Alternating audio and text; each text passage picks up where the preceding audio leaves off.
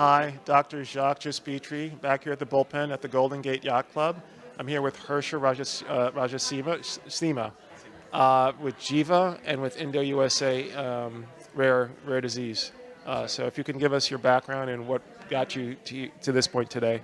Thank you so much for asking and hosting us here today. Totally. I'm Harsha Rajasimha. I'm the founder of Indo-US Organization for Rare Diseases and Jiva Clinical Trials. My journey in this space began when I became a dad to a child with rare disease back in 2012 with Edward syndrome, diagnosed at birth. And back then I was a genomics data scientist working for NIH and FDA, analyzing reams of data from whole genome and exome sequencing from mammalian genomes and human genomes. That experience really exposed me to the patient perspective and changed how gave me a purpose. So turned into a social entrepreneur looking at what's the massive need in rare disease space over the last 40 years of Orphan Drug Act of 1983, where we now have 1,100 approved orphan drugs, which were mostly developed in the United States and European Union, with the rest of the world not as engaged, especially most populous countries such as India, millions of patients there, estimated 70 million, not engaged in the rare disease research and clinical trials. Yeah. So identified that as a huge unmet need and a massive health inequity, and see how we can help address that. And the two parts of that I identified as critical in filling this. One is building cross-border cooperation and engagement in this highly regulated market, which is really driven by the patient communities and non-profit patient organizations fighting for their children with rare severe diseases. And so connecting patient groups with industry, investing and developing orphan products, both in US with those in India. And also because it's regulated, we need legislators and policymakers involved. As we have seen, when that happens, significant developments can occur, as it did for rare diseases with the 1983 Act, which has now resulted in 1,100 therapies, but that's still less than 5% of rare diseases have any approved treatment. So 95% diseases remain without any approved treatments as of now. And but it's phenomenal what we have accomplished in 40 years in the US with the orphan drugs development. What we need moving forward, in my opinion, having been listening to all the various perspectives over the last 10 plus years, is going beyond US and Europe and engaging the rest of the world. Patients are everywhere. India, for example, is the largest population in the world now, surpassing China. Wow. And it doesn't make sense that we don't have patient registries in India, no natural history studies in India, or studies involving Indian population.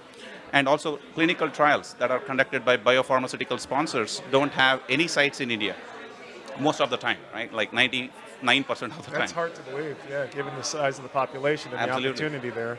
Absolutely. And when you look at diseases like sickle cell disease, which is rare in United States, it's really common in Africa, Middle East, and India.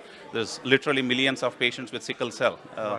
And the Prime Minister of India, for example, has set a eradicate sickle cell mission for 2047. Wow. And we have several approved treatments from Global Blood Therapeutics in US, which got acquired by Pfizer, which really offers the potential to make it available to all patients who need it globally, with companies like Pfizer that have that scale.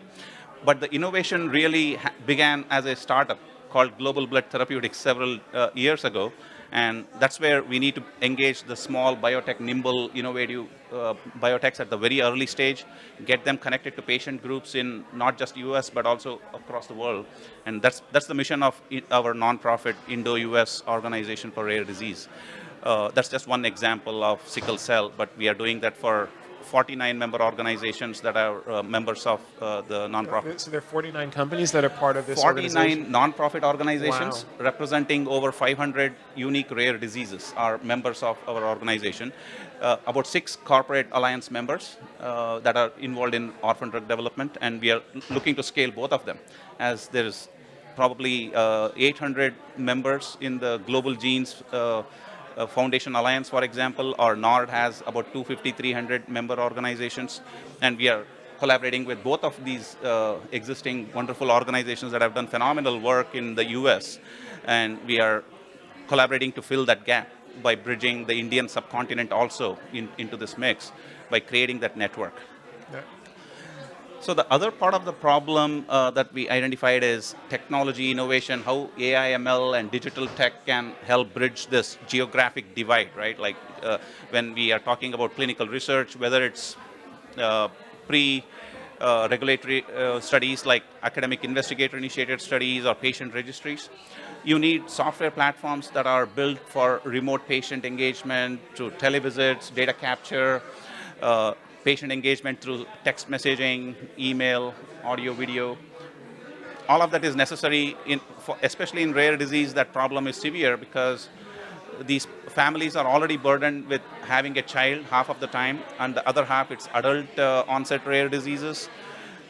They already are burdened by the disease. Now, traveling every single time in person means they have to take time off. It's asking a lot from these patients, especially when it's not necessary. Yeah, it's a big caregiver burden that they're dealing with. 100%. And they may have to take time off their paid work, and that many times these are single moms because of their child. The dad may have just moved on or not been supportive in many cases, and in some cases dads have taken the lead, which is a relatively rare occurrence. And so we need to really bring technology in a way that makes it easy for families to participate and collaborate, because they are critical and they are the ones bending the needle in rare disease in terms of pushing everyone, all stakeholders, right? It takes a village to get one treatment. And we have seen rock stars like John Crawley at Amicus Therapeutics, for example, a dad with a child with Pompe disease, a very severe rare disease, built a biotech, built therapies, enzyme replacement therapies for many lysosomal storage diseases, including for Pompe. So there's very inspiring work by many parents and dads that inspired me as well. So we are trying to fill whatever gaps we can from our unique perspective, both with education awareness, but also with the technology platform for clinical research. That's amazing. So your platform decreases the administrative friction for families in terms of trying to manage the whole process? Entirely built by first listening to literally thousands of patients, families, and researchers on what are the real current barriers. And travel burden, logistical burden was one of them. So it's truly built from a patient-centric perspective on designing flexible, complex protocols that essentially make it easy for anyone to participate from their kitchen counter, from their home. And it's a journey, but we have already demonstrated that it's working in Duchenne muscular dystrophy with one of the nonprofits, with combined brain, which is various brain-related disorders, and a CAR-T therapy has been developed indigenously in India for the very first time that ran on our platform. Also, super excited and thrilled about the potential because this is an enterprise that has been around for 100 years. Clinical trials have been happening for a long time. And to change something that's so well established with its all inefficiencies and complexities, breaking that barrier and changing behavior, as you understand very well, is been the challenge. So the competition for us is really the status quo of thinking like, oh, we have been doing this the same way for many years. That's the biggest barrier. Yeah, that's a good. Yeah, absolutely. And for you, what excites you the most about 2024? We are really excited about getting from being a technology platform for use it by yourself to being a full service digital platform, from writing the protocol all the way through getting a scientific publication in academic investigator initiated studies. So we got one such study collaboration going at the first week of this new year. So very excited. Awesome. Thank you.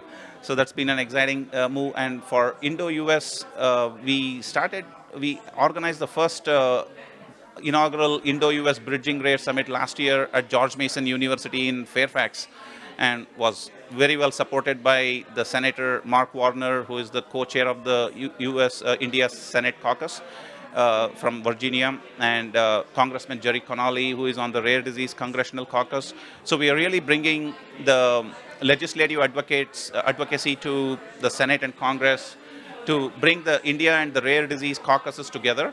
So they see the value of engaging India as a partner. And super excited that towards the end of last year, we had the FDA commissioner visited India, where FDA, the only country outside US where FDA has a branch office is India. No way.